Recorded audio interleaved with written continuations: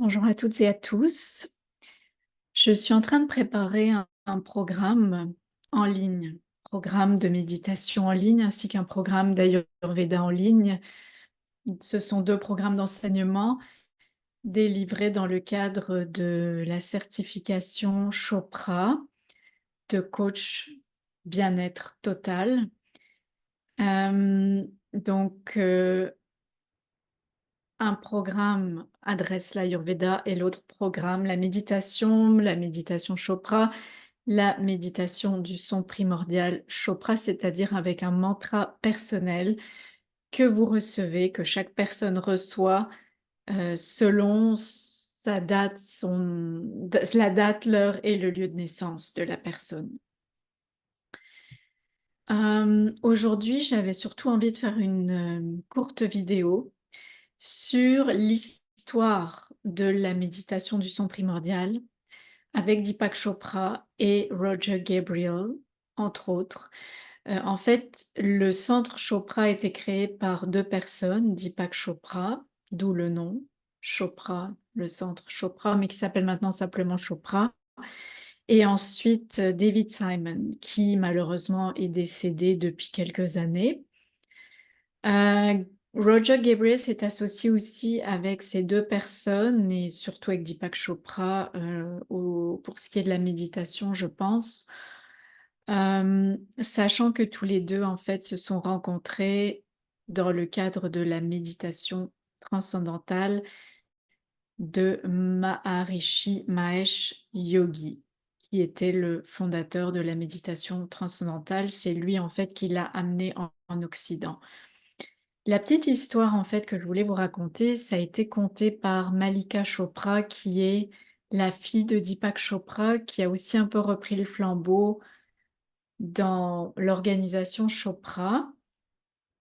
Elle-même, elle est aussi autrice, écrivaine, auteure, disons, de livres, dont des livres d'enfants, pour enfants.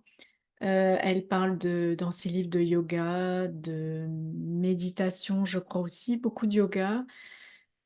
Et elle a aussi été, elle est entrepreneur, mais elle a aussi été dans le monde du business, on pourrait dire. Elle a travaillé chez MTV, je crois en Inde. Ce qu'il faut savoir de Deepak Chopra d'abord, je retourne un petit peu en arrière, c'est que lui est né en Inde, mais il a grandi quand même, dans une sorte d'éducation occidentale. Son père avait étudié la médecine au Royaume-Uni. Deepak Chopra lui-même, de ce que j'ai compris, a étudié la médecine en Inde, mais il est aussi allé par la suite aux États-Unis, plus particulièrement à Boston.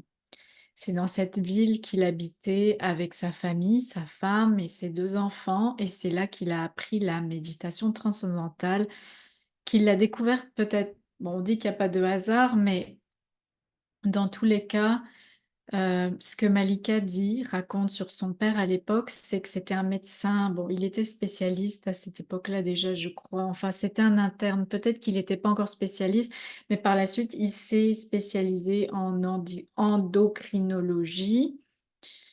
Il était à l'époque très stressé, il travaillait beaucoup, il buvait de l'alcool, pas un peu, c'est-à-dire qu'il était peut-être pas alcoolique, mais il buvait plus que de raison. En fait, c'était pas bon pour son bien-être et il était stressé et il ne passait pas assez de temps avec sa famille vu qu'il travaillait beaucoup, et je suppose que quand il était chez lui à la maison, bah, tout ce qu'il voulait, c'était se reposer, relaxer avec l'alcool, entre autres.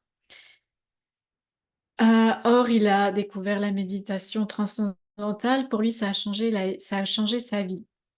Il a voulu répandre cette méthode, cette technique, la méditation transcendantale, dans sa communauté. À la base, je crois que c'était plus la communauté indienne à Boston, et petit à petit, il s'est fait connaître, d'une façon ou d'une autre. Bon, il a aussi écrit beaucoup de livres, parlant de spiritualité, de médecine, d'ayurveda, de méditation et cetera, de bien-être, un peu, on peut dire au sens large.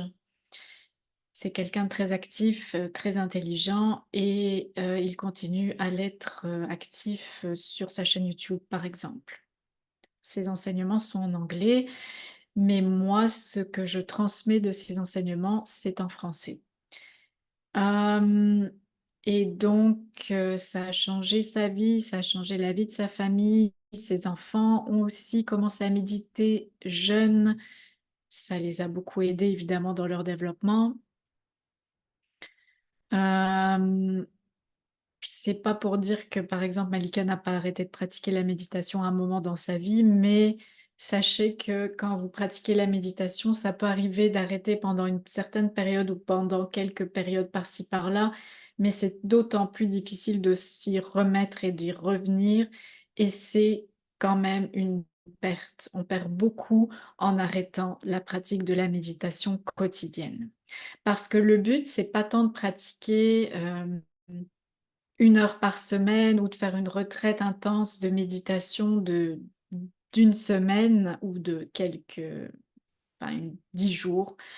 C'est vraiment de pratiquer régulièrement, c'est-à-dire quotidiennement chaque jour, 2 fois 20 à 30 minutes par jour. La méditation transcendantale, en fait, a donné lieu à la méditation du son primordial enseignée par Chopra et Roger Gabriel, parce que finalement, à un moment, ces 2 personnes se sont comme un peu dissociées de la méditation transcendantale de c'est difficile à dire, de leur, maître spirituel à l'époque, dont son nom est un petit peu difficile à dire, Maharishi Mahesh Yogi. Hem et voilà, ils sont retournés en Inde voir un peu la tradition védique et heu,